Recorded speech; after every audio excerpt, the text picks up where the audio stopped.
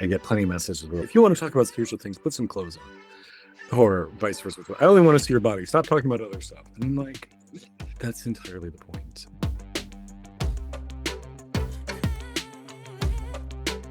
Hello, everybody. Welcome back to The Alchemist After Dark, where we strip the masks, stir the shadows, and talk about the real work of becoming who the hell you actually are. No fluff, no filters, and I have the perfect guest today. I would like to welcome somebody who lives right on the edge of embodiment, eroticism, and spiritual expression, Mr. Kae Ecstatic. How you doing, Kae? I'm doing great. How are you? I am wonderful. So my audience knows, Kae is a writer, creator, and guide who has unapologetically claimed a path that a lot of people don't understand. And that's exactly why I wanted to talk to him. Now, Kae, what's really cool about you, and actually you and me both, we have some overlap here, is we both started in the acting industry.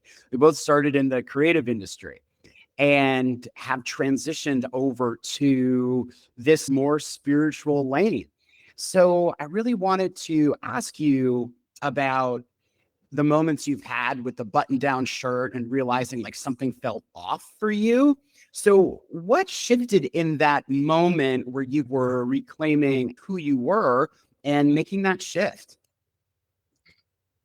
Someone once said to me, oh, this was a really beautiful observation. He said, as a young person, I think he resonated with this idea of bringing light to the world, shining. And where do we see that in American culture, but in celebrities and actors and artists? And so that as a young person, you knew your job was to provide illumination. And okay, how do I do that? I guess I need to go be an actor. I didn't too. I identify as neurodivergent. So there was definitely an aspect, whether it's because of that or because of my spirituality and maybe not having been on earth for a few incarnations, can be like, there is something wrong. Yeah. But the people around me, what do I need to do? So there was an aspect too of pursuing acting as a way to like, how do I play human better? How do I do this human thing? But I was very much aware that there was a deep mismatch. I can remember one night in college calling home to my parents and being like, these are not my people. What am I doing here? Why am I a theater major? This is not a fit. I've always had a really deep connection with spirituality. Like even as a young kid, I can remember staying up late at night, having conversations with God in my bedroom. I remember wandering out into the nature behind our house because we lived on the edge of we call in Illinois, a forest preserve, and communing with the trees and the pond nearby. It would follow my breath and have out of body experiences. So it was something very tangible for me. And even when I was still studying to be an actor in university, I wanted a deeper connection to that. And I would ask elders in the church. They had no idea what I was talking about. So I started to go explore other faith traditions, which eventually led me down the yogic path. Quickly grew, moved into an ashram for 7 years, and I actually lived there while I was working professionally as an actor in Chicago. But it constantly felt like a mismatch, me and acting. And so when I finally decided to leave the acting world and entertainment, I took a job for 4 years being a coach, but in a corporate setting, teaching leadership skills, communication, conflict resolution. And I knew it wasn't what I wanted to do, but it was a placeholder. And when the pandemic started, a mentor of mine said, you really should bring everything that you're doing together. You lived in an ashram, you taught meditation, you taught yoga, you're an actor, you're a communicator, you've coached other people. Why don't you start bringing all that together as kind of like more of a motivational spiritual guide? And 2020, started my YouTube channel, wrote my first book, started working with people one-on-one. And then that's just continued to deepen and grow as I've continued on my own spiritual journey and figuring out what is the core of my practice, core of my beliefs, core of what I feel I have to offer. And a huge part of that has been that re-embodiment, coming to see the human body and our humanness as being sacred. And instead of seeing it as being distractions from the spiritual path, seeing it as the spiritual path for some. And so it's been quite the journey. That's really interesting what you're saying about your body being part of the spiritual path that you're on. Can you talk to me a little bit more what led you to that? I know that you said you started bulking up at a certain point, and then somebody had said to you, you've got this body, you've got to show it, and to let them see your body, but then also hopefully get that deeper message that you're sharing. You're referencing a voice I heard in meditation once a few years ago. That you've been given this body so people will look. Once they're looking, invite them to listen. And I think I identify as really being predominantly of service to gay men. I'll work with anybody, but that has historically been my target audience. And one of the things I'm very currently aware of is try to get a group of gay men to focus on a swami or a monk in their robes, or a nun or somebody who is deeply spiritual and wise, but their focus is going to be rather limited. And so by bringing in that more embodied aspect and saying, hey, okay, you like looking at a body, great, look at a body. And at the same time, what's to prevent us from also going into something deeper? And for me, that has been a wild act of reclamation, because growing up, I was deeply disembodied. I had so much shame around my body. I was born with Ehlers-Danlos syndrome, so awkward, gangly, scrawny. It didn't matter what I would eat, I couldn't put weight on. I have a skeletal condition where my rib cage curves inwards. So when I was younger and on the swim team, people would laugh at me and say, "Why do you have a hole in your chest?" So I didn't think anybody found me attractive. I did not think my body was beautiful. And in fact, shortly after college, I remember having to go on an audition where I had to disrobe, and I had a full on panic attack.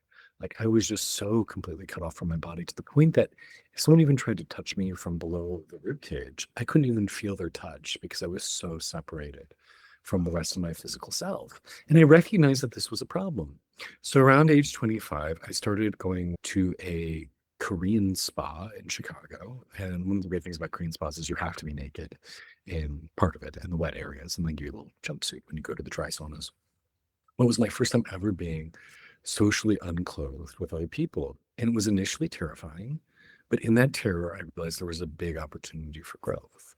And then I started to go with some of my long-term friends, people I'd known since high school, straight guys, and realized that experience of being unclothed together actually made our relationship deeper. There was an aspect of vulnerability and connection I hadn't experienced with them previously. And so that became revelatory for me.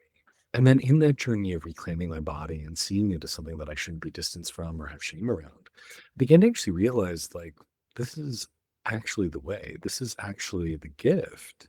You hear people pay lip service to this idea that we are made in God's image. Okay, if you're made in God's image, then that means that God has a penis and or a vagina. It means that God is presumably aroused. And we see in tradition after tradition, whether we look at Min in the Egyptian tradition, or Atum who ejaculated to create the universe in the Egyptian tradition, or we see Dionysus in the Greek tradition, or we see Proto-Shiva figures in the Indian tradition, or Eshu and the Yoruba tradition. We see these ithyphallic deities who arrive with an erect penis as not only a tool for initiation, but a tool for transformation. You go back to the oldest living temple structure we have on Earth, Göbekli Tepe, in which is in current day Turkey, dated to about 9,500 BC. And there are statues of men holding their erect penises in a temple complex. And so this idea that, what if the altered states of consciousness that we experience in sex and orgasm isn't a deviation from the path, but actually an access point, a portal point to cosmic energy, to cosmic reunification with source and our deeper self? If we stopped seeing our bodies as broken, shameful, dirty, and started reclaiming them as holy in their entirety, what can we achieve then? Because we're letting go of shame. We're letting go of breaking ourselves into parts, because most people separate themselves into who I am at a sex club or with my boyfriend, and that's a different person than who I am with my family, and that's a different person than I am at work. What does radical reintegration look like, where we stop apologizing for all of our parts and start saying, no, I'm beautifully complexly human, and all of me is sacred, all of me is holy? And then what does that do for us on our spiritual journey when we stop seeing our humanity as something to escape, but a blessing? That our goal is to be divinely human and see this body as a gift rather than something to transcend.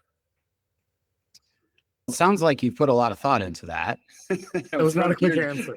From your journey. No, and I don't mind the long answers at all. It sounds, and I'm being serious, you've really deeply thought about this. And it sounds like it came from a place, as you were explaining, where there was a lot of shame attached to you. So it was like basically an emancipation for you to walk this journey. I wanted to go back to something you said, though, before you jumped into that, which was, why do you think, as gay men, we don't have the attention span for something spiritual. And furthermore, why are there not a lot of us in this space with gay men in particular? I'm going to flip your question around a little bit because let's talk about education.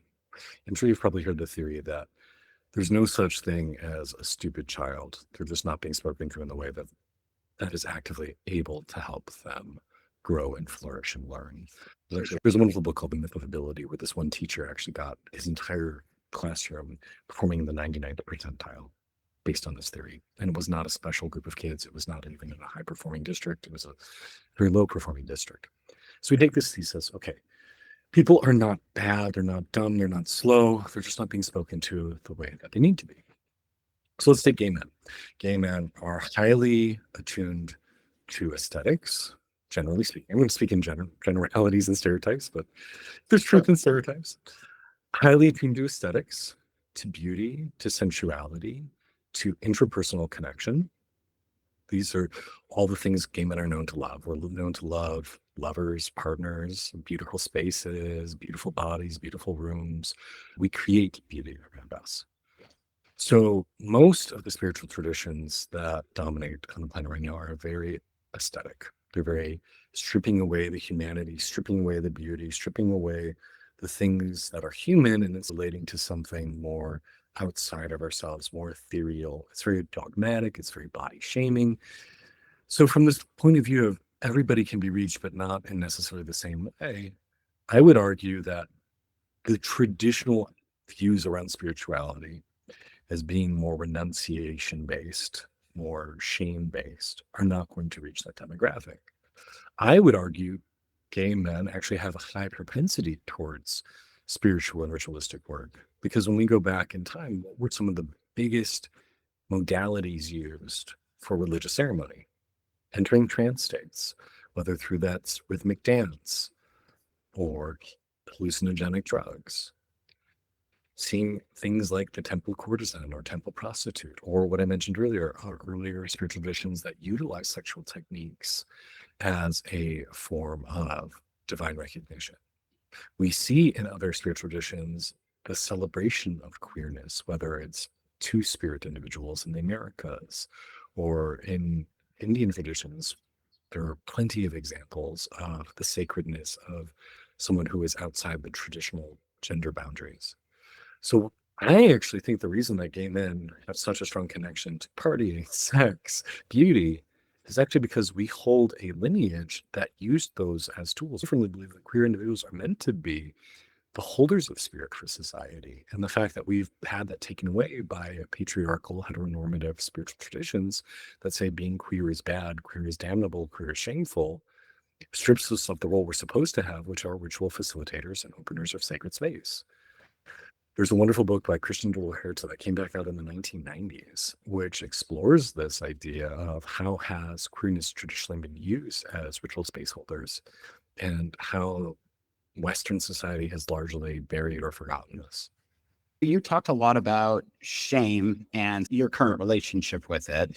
And I think there's probably some daylight in between how gay men relate to their own bodies, plus spiritually, sexually, that I appreciate that you're trying to untangle this mess that feels like, why are we so disconnected from ourselves? Would you say, though, what is your current relationship with shame? If you feel like you still have one, does it still live in you or is it changed? I'll make parallel to enlightenment. I don't think enlightenment's a state you reach. I think it's a continual exploration. And so too is it with healing. And I would definitely put rooting out shame as a big part of that. Have I done a considerable amount of work around shame? Absolutely. I'm happy to go wander naked in public. I'm happy to share my sexual life online. I'm happy to dive into those corners of our psyches that are typically held back because they're not decent, they're not kind, they're not publicly digestible. So I've done a lot of work on that, but I think it'd be foolhardy to ever claim, oh, I've conquered shame. There's always something new that will rear its head. We're like, oh, I still got some more work to do. So for you, where you are right now, what do you feel like you're like? Obviously, you're more elevated in the sense that you've been doing this work for a while. It's in you. You've written books about it. You work with clients at your level of awareness. What do you feel like if you're trying to get to the next level? What's the kind of block for you right now, if you have one? Of course. I think being aware of what we're striving towards is always a good thing to have at the front of our mind. So some area that I've been really called to explore lately is deepening my connection with goddess work. And as somebody who I do a lot of practice with the divine masculine, but from the very beginning, I felt a strong connection to the divine mother. And in meditation recently, I remember having this intuition of you need to create a goddess temple. That's something that you're called to do. And years ago, I had an experience in meditation that said there are two ways for a male bodied person to hold the divine feminine. One is to enter the space of androgyny and to embrace masculinity and femininity in equal parts. And then another way to hold it is to root one's body very firmly in one polarity to then create a greater vacuum that the opposite can enter. And so as somebody who's 6'2", 215 pounds, I lift weights every day. I'm known for enjoying my penis and celebrating it. I'm not a bottom. I'm really terrible at it. People tend to read me as existing more on the masculine side of the spectrum, is to create more space for the feminine energy to be embodied in me and through me. And so that's something that I'm really wrestling with is where am I holding back because of societal views on masculinity, fear of the feminine within me, fear of being judged for not presenting in traditionally masculine ways. How am I rejecting the divine feminine in my body, in my expression of my sexuality, and the expression of my spirituality, and how can I hold more space for that? And being able to celebrate divine queerness, that God is not gendered, God expresses itself in all ways. And how can I invite more of that celebration into my existence? I love your transparency with that. And I think with the conversation around masculinity and femininity, it's something that I've been deeply interested in myself because there does seem to be in our community this sort of mask for mask, like that whole thing, which opens up a whole can of worms when people are looking for partners. And you're right. I think it does have to do with not being able to fully appreciate the feminine that lives in all of us and that we're all a combination of masculine and feminine. And the thing is, it goes beyond even just talking about lifting weights and being strong and presenting a certain way. It's energetically. The masculine is forward and work oriented and getting things done. And the feminine is creative and nurturing. And it's like that's a beautiful balance that those two have.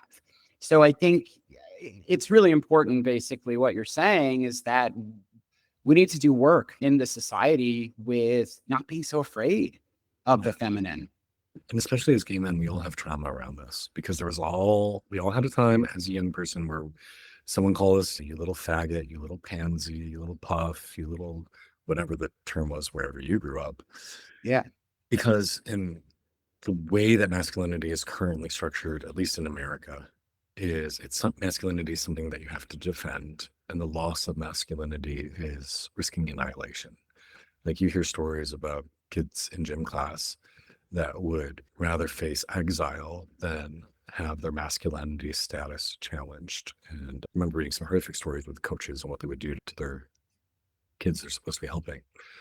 And so we all face trauma around this. And unfortunately, when we don't process that and we just go into society carrying it, that's where we see those paradigms being replicated in gay culture, where masculine men and masculine presenting men are given higher status and given more worth, that they're seen to have more value, that they bully or condescend or mock others who are not traditionally gendered. And to say, this is the healing work, this is the work that we all need to do.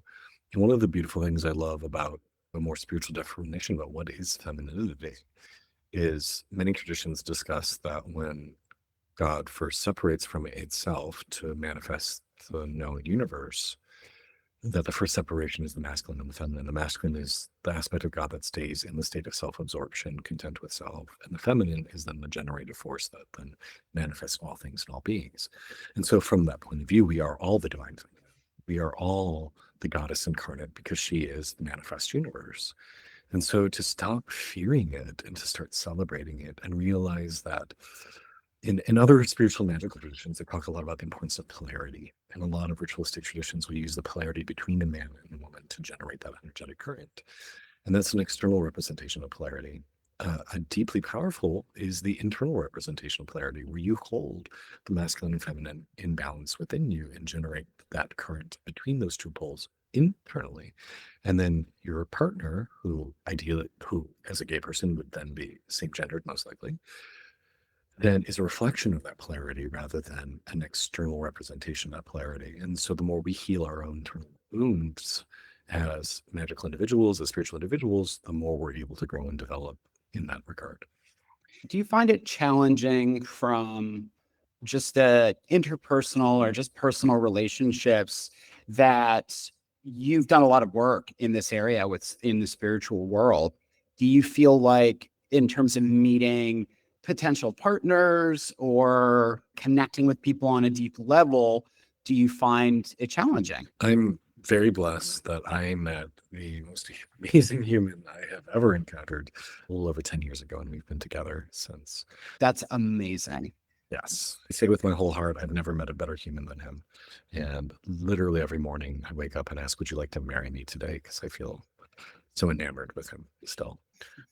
And gratefully, he's at a very similar place in his own journey, like philosophical and deep conversations we can have around these things, where he reflects back at me and challenges me to live my values. And he inspires me to continue to grow in these ways and become the best version of myself. I think that's really cool. We don't have a lot of positive male role models of healthy relationships. And that even starts with going back to when we saw our parents and whatever relationship was modeled for us. And then we grow up and we're like, oh, we're gay.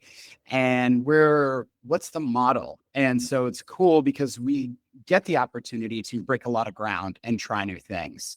So I find that really exciting when people have, at least on the surface, but for 10 years, that's definitely way more than the surface, things figured out in the relationship world. Just to share a little anecdote really quick. My father, about 5 years before he passed, came out to me as bisexual. And it was not something he was comfortable doing. But I remember when I was going through my coming out process, he was deeply uncomfortable and did not want to talk to me at all about it. My now husband was the first guy he ever met. And we were all scared that it was going to be a big deal because he was older. My father was 47 when I was conceived. So he came from a very different generation. And we were all very nervous, like, well, how is he going to respond when he meets my partner? And I remember walking into that lunch and he had his arms crossed and he's looking gruff. And within about 3 or 4 minutes, he just softened and started laughing. By the end of lunch, he said to my partner, I couldn't love you anymore if you were a blonde with big tits, which is the highest praise he could have be given. And I watched how he became a different person by watching our love. And at our wedding, when he would speak about our relationship, he would uncontrollably cry and would often say something along the lines of, this is the type of love we should all aspire towards. And I really believe that then a couple of years later, when he came out to me, I really believe him seeing me be happy and loved and cared for and sharing that with another man gave him permission to embrace an identity, but also embrace a way of being that he had never experienced. Like, he did not have that kind of relationship with my mother. And for him to be able to grow through that, like the work we do on ourselves heals generations back. It heals people who encounter us. And ultimately, I think that's one of the best things we can do for the world is to become the best version of ourselves we have the capacity to be, because it ripples outwards. I think that's such a great point, and you're absolutely right about that. Do you feel like with you being as visible as you are, and I love how comfortable and confident you are sharing what you do share with the world, and it's a lot. Do you ever feel like you'd want to be a little bit more unseen, or you'd like to be a little bit more invisible at certain points, or if you just really embrace this sort of radical honesty of what you do? I have good boundaries about what I share and what I don't share. For example, I don't talk about my personal life in the sense of I don't talk about what I do day to day. I don't ever share what I'm having for lunch. I don't Instagram photos of food. I don't Instagram photos of me, my friends hanging out, ever. You could go to any of my social media profiles. You don't know who my friends are. You don't know where I go to spend my time. You really don't know anything about my private life. Except my patrons. I will share a little bit of that with my patrons, but those are people who have opted into a very curated experience. By and large, what I share with people, yes, I share my full body, I share my philosophy, I share my heart, my insecurities, my energy, but all of that can be viewed through the mantle of transmission, that I'm here offering something because I think it will hopefully make an impact for you and your well-being in your journey. And so I view it as an act of offering. So there is a really hard and fast boundary between my private life and my public life. It's just that my public life is very different from how most people show up in public, because most people hide their insecurities, hide their wounds, hide their areas where they're not feeling glamorous or beautiful. They're not willing to show their full selves. They're not willing to be authentic. And I get all the time people messaging me being like, oh, is this the real you? Is this how you are in real life? And I always respond saying, you can ask my husband. How I show up online is how I really am. But I'm doing this as an act of transmission, an act of offering. And that which is personal to me stays personal. And that's how I keep it balanced. I think that's really noble.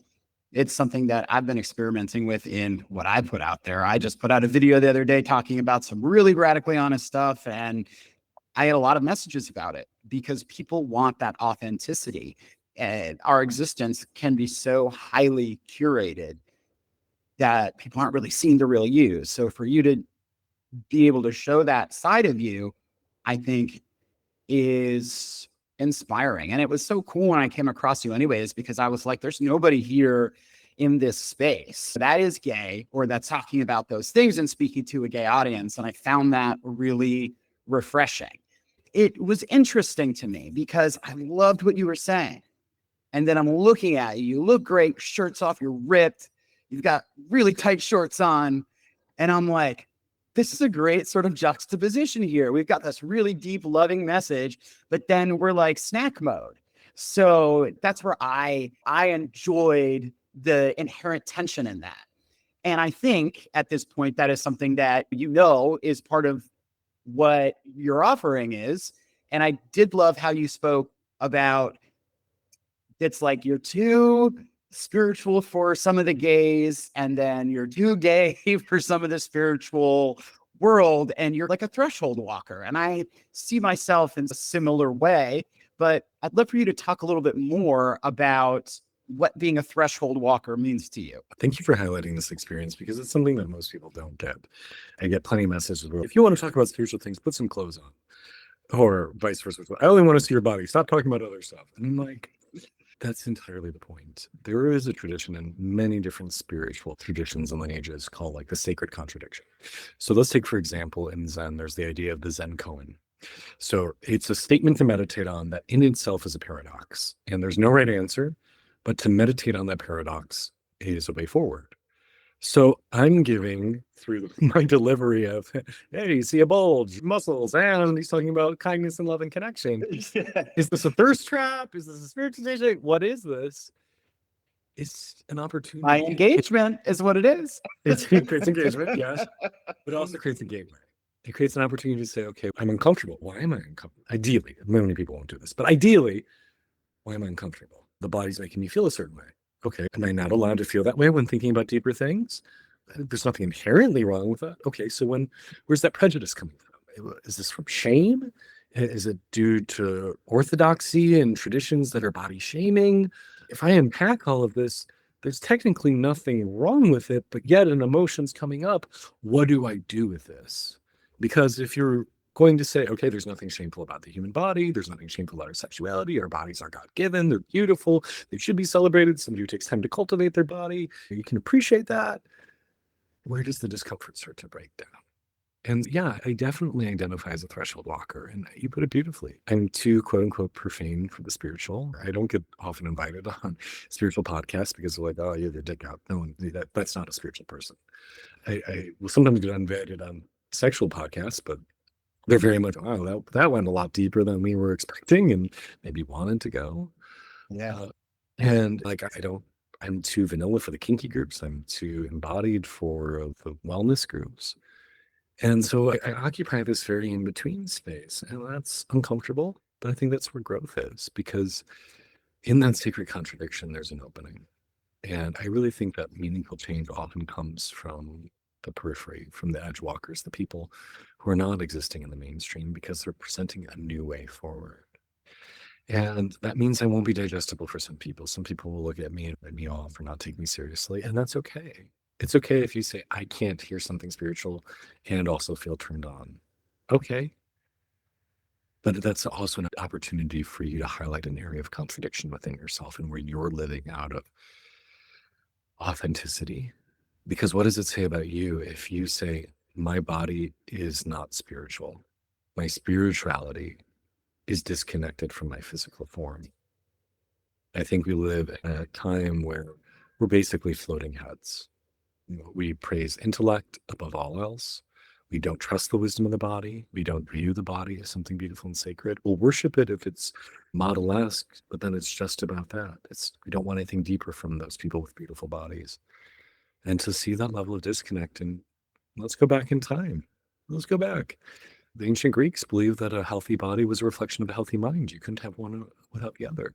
Let's Yeah. go into the brain science that says we actually don't just think with our brains. We think there's neural networks in our heart. There's neural networks in our gut. We process with our whole physical body. What happens when you reject that wisdom? What happens when you reject the longing in your loins? What happens instead if you reintegrate it and say, all of this belongs? Yeah. And I think what I've always typically been in relationships, I've been monogamous. And for me, monogamy is more about the energy exchange that I give to somebody else and that they give to me. Yeah.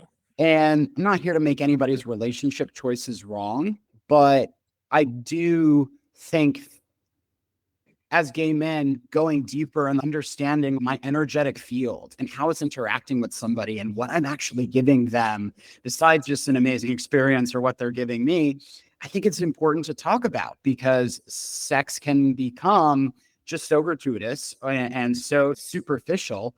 And there is a deeper relationship that can be had there with the intimacy that you choose to share with other people.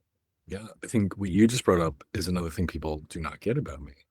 They say, oh, you're so body positive. You're so sex positive. You must have a lot of sex with people.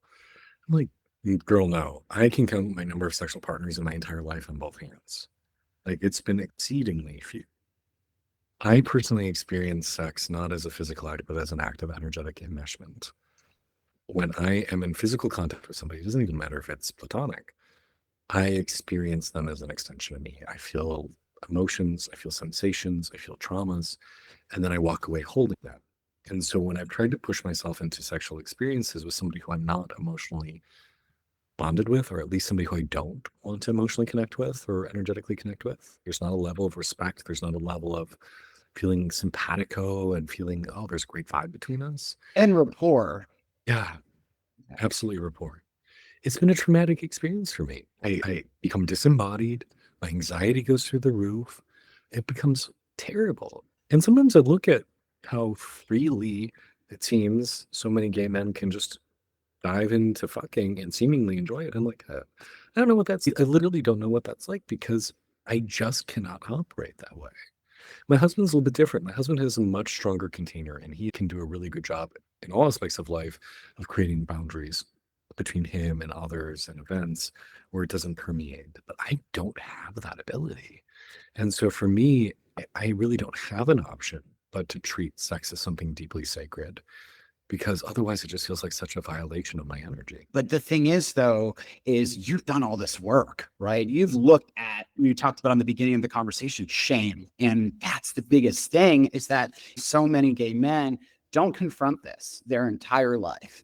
And I have a friend of mine talking about sex, and it's like just another mask, the way that he explained that he gets to put on and disassociate from himself to have sex. And that's why I think it's everywhere, because doing this inner work is not easy and it's not for the faint of heart. And so I commend you for being out there talking about your experiences, how you've come to where you are. So I guess I'll close with one final question, which is, if somebody is listening who is gay and feels like they want to get more in touch with their spirituality, but they may be scared to be seen about it, what would you say to them to inspire them to go deeper? The spiritual journey is always about starting with where you are. I am a big believer, and that's actually what I'm writing about now. I've got a book coming out in just like 3 days. At the time of recording this, but I'm already writing the next one. And one of the things that I really dive into is this idea that your spiritual journey should never be about converting. It should never be about jumping from your path. It's recognizing that the path you're already walking is the path you're meant to be walking. And so start with where you are. Start with observing, okay, what are the things I'm feeling called to? What are the things I'm feeling afraid of? What are the things that titillate me? Where are the areas that I can sense internally murky? Like I lose sensation, I lose the ability to focus, I lose a feeling of connection to my emotions. Because those things that you're afraid of and those things that you're pulled towards are often your guideposts. They're often indicating where you're supposed to be. And I very firmly believe that God or the divine or whatever you want to call it, spirit, the universe, meets you where you are. And so if you slow down, if you pay attention, if you listen, there are constantly guides and teachers and wisdom holders around you if you pay attention. And they may not look like what you think. It might come in the form of a book that happens to show up at the right time. It might be a tree you walk past and you suddenly feel a certain way. Some of my greatest teachers have been trees. It's something I very much stress is we have this very human-centric model of the universe. Trees have neurotransmitting chemicals. Chlorophyll is basically the same molecule as hemoglobin with one atom difference. They have magnesium where we have iron. That's why our blood is red and chlorophyll is green. It's that one atom.